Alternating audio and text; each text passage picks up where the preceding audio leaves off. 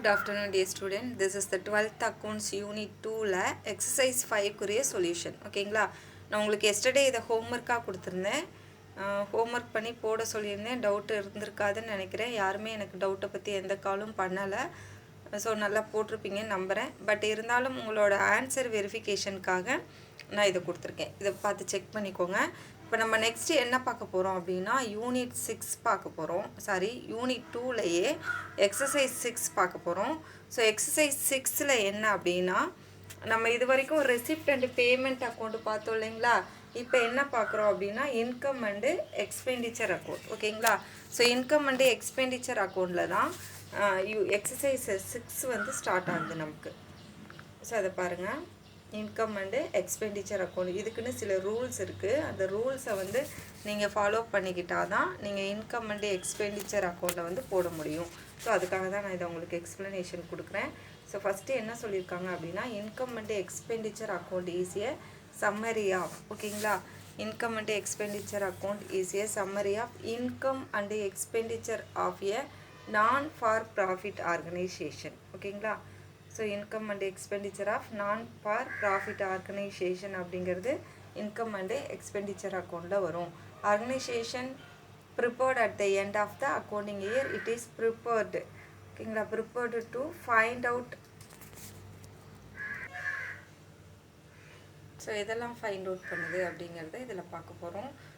Prepared at the end of the accounting year, it is prepared to find out the surplus or deficit pertaining of a particular year. ஓகேங்களா, so இதை வந்து surplus இல்லைனா டெஃபிசிட்டின்னு சொல்லுவோம். அங்கே பார்த்தீங்கன்னா cash balance இல்லைனா bank over draft அப்படின்னு சொல்லுவோம், எக்ஸஸாக வர அமௌண்ட்டை. பட் இங்கே வந்து சர்ப்ளஸ் ஆர் டெஃபிசிட்டின்னு சொல்லுவோம். ஓகேங்களா, it is a nominal account in a nature. So வந்து இன்கம் அண்ட் எக்ஸ்பெண்டிச்சர் அக்கௌண்ட் அப்படிங்கிறது என்னது, நாமினல் அக்கௌண்ட். ஓகேங்களா, so it is item for revenue receipt and revenue expenditure. ஓகேங்களா, ரெசிப்ட்னா வருமானம், ஏர்னிங், ரெவன்யூ, எக்ஸ்பெண்டிச்சர்னா செலவு. ஓகேங்களா, so relating to this current year alone are recorded. So current இயரில் என்ன இருக்கோ அதை ரெக்கார்ட் பண்ணுவோம். It is prepared following the accrual basis of accounting. இது வந்து ஒரு அக்ரூவல் பேசிஸில் இந்த அக்கௌண்டிங்கை பேஸ் பண்ணுவோம். ஸோ இதில் என்ன பண்ணுறோம், இன்கம் அண்ட் எக்ஸ்பெண்டிச்சருங்கிறது சர்ப்ளஸ் ஆர் டெபிசிட்டி அப்படிங்கிறத நம்ம மென்ஷன் பண்ணணும். ஸோ செகண்ட் பாயிண்ட் என்ன சொல்லியிருக்காங்க, it is a nominal account சொல்லியிருக்காங்க.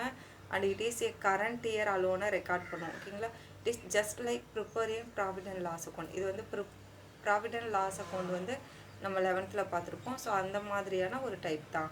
இன் this account credit side and expenses are shown. அதாவது கிரெடிட் சைடு எக்ஸ்பென்சஸும் debit side in this item are shown on the credit side and expenses are shown on the debit side. ஓகேங்களா, so income வந்து debit சைடும் expenses வந்து credit சைடும் இதில் இருக்கும். Apart from cash item, non cash item. ஓகேங்களா, such as income accrued but not received. So cash item வந்து இதில் என்ட்ரு பண்ணுவோம், நான் கேஷ் ஐட்டமும் என்ட்ரு பண்ணுவோம். அதில் பார்த்தோன்னா கேஷ் ஐட்டம் மட்டும்தான் என்ட்ரு பண்ணுவோம், இதில் ரெண்டுமே என்ட்ரு பண்ணுவோம். Loss or gain on sale of fixed asset, depreciation extra இதெல்லாமே வில் ஆல்சோ பி ரெக்கார்டட். இதில் ரெக்கார்ட் பண்ணுவோம். பட் வந்து பேமெண்ட் அண்ட் ரெசிப்டில் டிப்ரிசியேஷன் என்ட்ரு பண்ண மாட்டோம், நான் கேஷ் ஐட்டம் என்ட்ரு பண்ண மாட்டோம்.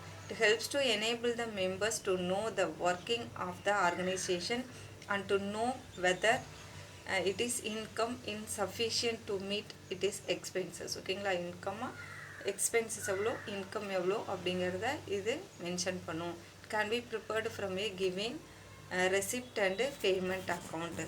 ஓகேங்களா, ஸோ இப்போ இது உங்களுக்கு புரிஞ்சிருக்கும்னு நினைக்கிறேன். டோட்டலாக இதில் என்ன சொல்லியிருக்காங்கன்னு பார்த்தோன்னா இன்கம் அண்ட் எக்ஸ்பெண்டிச்சர் அக்கௌண்ட் வந்து ப்ரிப்பேர் பண்ணும் பொழுது it is prepared and find out the surplus or deficit. ஓகேங்களா, ஸோ இதுதான் first point, surplus or டெஃபிசிட்டி.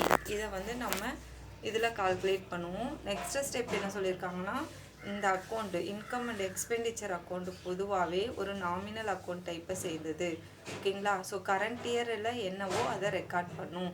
So அடுத்த தேர்ட் பாயிண்டில் என்ன சொல்லியிருக்காங்க அப்படின்னா இது வந்து just like a profit and loss account. Profit and loss account மாதிரியே தான் இந்த அக்கௌண்ட்டும். ஓகேங்களா, ஸோ இன்கம் ஆர் ஷோன் அந்த இங்கே இருக்கு இல்லைங்களா, இன்கம் வந்து எந்த சைடு வரும்னா கிரெடிட் சைடும், எக்ஸ்பென்சஸ் வந்து டெபிட் சைடு வரும். ஓகேங்களா? So apart from cash item non cash items எல்லாமே இன்க்ளூட் ஆகும். So such as income accrued but not received, loss or gain on sale of fixed asset, depreciation etc. will also be recorded. இது எல்லாமே record பண்ணுவோம். It help to enable the members to know the working of the organization. ஒரு organization ஒரு member working எப்படிங்கிறத find out பண்ண முடியும். ஓகேங்களா? So இதுதான் வந்து இன்கம் அண்ட் எக்ஸ்பெண்டிச்சர் அக்கௌண்ட்டோட டீட்டெயில். ஸோ இதில் எந்த இது வந்து வரும், எந்த ஐட்டம்ஸ் வராது, ஸோ என்ன இதுக்கு ஸ்டெப்ஸ் அப்படிங்கிறத இப்போ பார்ப்போம். The steps in preparing of income and expenditure account from receipt and payment account. ஓகேங்களா? ஸோ இதை பாருங்கள். Following are the steps to be followed in preparing income and expenditure account from receipt and payment account. So opening and closing balance of cash and bank account in receipt and payment account must be in excluded அப்படின்னா வராதுன்னு அர்த்தம். இன்க்ளூடட்னா வந்துடும், add ஆகும். எக்ஸ்க்ளூடட்னா add ஆகாது. எதுனா closing balance and opening balance. இப்போ நம்ம வந்து அங்கே ரெசிப்ட் அண்ட் பேமெண்ட் அக்கௌண்ட்டில் ஓப்பனிங் பேலன்ஸ் க்ளோசிங் பேலன்ஸ் ரெண்டுமே எடுத்துக்குவோம். பட் இன்கம் அண்ட் எக்ஸ்பெண்டிச்சரில் ஓப்பனிங் பேலன்ஸ் க்ளோசிங் பேலன்ஸ் எடுத்துக்கக்கூடாது. Next capital receipt and capital expenditure must be excluded. ஒரு கேபிட்டல் ரெசிப்டோ கேபிட்டல் எக்ஸ்பெண்டிச்சரோ வந்துச்சுன்னா அதையும் எடுத்துக்கக்கூடாது. Only revenue receipt pertaining to the current year should be taken to the credit side of income and expenditure account. ஏதாவது revenue receipt வந்ததுன்னா அதை மட்டும்தான் எடுத்துக்கணும். அது வந்து இன்கமில் கிரெடிட் சைடில் போடணும். some due adjustment should be made for income received in advance. So இதில் வந்து adjustment வரும். income received in advance, income accrued for the current year and for the amount relating to the previous year. So இது எல்லாமே அட்ஜஸ்ட்மெண்ட்டில் வரும் அப்படின்னு சொல்லியிருக்காங்க. similar revenue expenditure relating to the current year only must be taken in the debit side of the income and expenditure account. அது current இயரில் என்ன கிடைச்சதோ ரெவன்யூவோ எக்ஸ்பெண்டிச்சரோ relating to anything எது இருக்கோ அதை மட்டும்தான், கரண்ட் இயரை மட்டும்தான் நம்ம என்ன பண்ண முடியும், என்ட்ரு பண்ண முடியும். And expenditure account adjustment must be made for outstanding expenses of the previous year. ஓகேங்களா? ஸோ அவுட்ஸ்டாண்டிங்னா நிலுவைத் தொகைன்னு சொல்லுவோம். ஸோ அந்த ப்ரீவியஸ் இயர் அதுவும் அதுலேயும் வந்து அட்ஜஸ்ட்மெண்ட் இருக்கும். கரண்ட் இயர்லேயும் வந்து அட்ஜஸ்ட்மெண்ட் இருக்கும். ப்ரீபெய்டு எக்ஸ்பென்சஸ் இதில் எல்லாத்துலேயுமே அட்ஜஸ்ட்மெண்ட் இருக்குன்னு சொல்லியிருக்காங்க. So next any income R expenses relating to specific fund must not be taken. So ஏதாவது ஸ்பெசிஃபிக்காக ஃபண்டு வந்தது, அதுக்கு ஏதாவது செலவு இருந்துச்சு அப்படின்னா அதை கண்டிப்பாக இங்கே வந்து எடுத்துக்க மாட்டோம். ஓகேவா? So taken to income and expenditure account. Non cash item such as bad debts, depreciation, loss or gain on sale of asset etcetera whichever is. ஓகேங்களா? Which are not recorded in receipt and payment account. இதெல்லாம் வந்து receipt and payment அக்கௌண்ட்டில் entry பண்ண மாட்டோம். ஆனால் must be recorded in the income and expenditure. கண்டிப்பாக income and எக்ஸ்பெண்டிச்சரில் இதை ரெக்கார்ட் பண்ணணும். The balancing figure of income and expenditure account is either surplus or deficit. ஓகேங்களா? ஸோ பேலன்ஸ் வர்றது சர்ப்ளஸ் ஆர் டெபிசிட்டியாக நம்ம முடிவு பண்ணிக்கணும். And will be transfer to capital fund in the balance sheet. இது எங்கே போகும்னா பேலன்ஸ் ஷீட்டில் கேபிட்டல் ஃபண்டாக போகும்.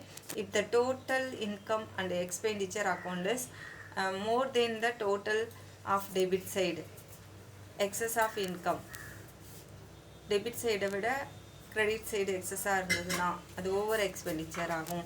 இந்த டிஃப்ரெண்ட் ரெப்ரசன்ட் சர்ப்ளஸ், அது சர்ப்ளஸ்ன்னு சொல்லுவோம். ஸோ அப்போ கிரெடிட்டில் வந்தது அப்படின்னா எக்ஸஸை வந்து டெஃபிசிட்டின்னு சொல்லுவோம். ஓகேங்களா? ஸோ இதுதான் ஃபார்மேட் ஆஃப் இன்கம் அண்டு எக்ஸ்பெண்டிச்சரோடது. ஸ்டூடெண்ட் இதை வாட்ச் பண்ணிக்கோங்க.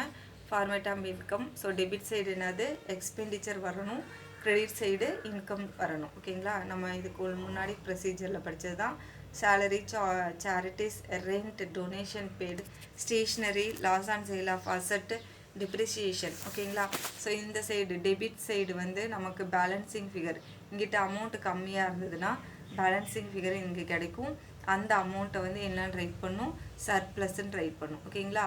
ஸோ இப்போ கிரெடிட் சைடு அமௌண்ட் வந்து கம்மியாக இருந்து டெபிட் சைடு அதிகமாக இருந்துச்சுன்னா இந்த டெபிட் டோட்டல்லையே 2 சைடும் போட்டுட்டு இந்த டோட்டல்லேருந்து இந்த அமௌண்ட்லாம் லெஸ் பண்ணுவோம். லெஸ் பண்ணும்பொழுது ஒரு அமௌண்ட் பேலன்ஸாக கிடைக்கும். அந்த பேலன்ஸுக்கு பேர் என்னன்னு ரைட் பண்ணும், பை டெஃபிசிட்டி அப்படின்னு ரைட் பண்ணும். ஓகேங்களா? ஸோ இன்றைக்கி இந்த ஃபார்முலாவை மெமரி பண்ணி நீங்கள் ரைட் பண்ணி சென்ட் பண்ணுங்கள். இல்லை ஏதாவது டவுட் வந்தால் கால் பண்ணுங்கள். தேங்க்யூ.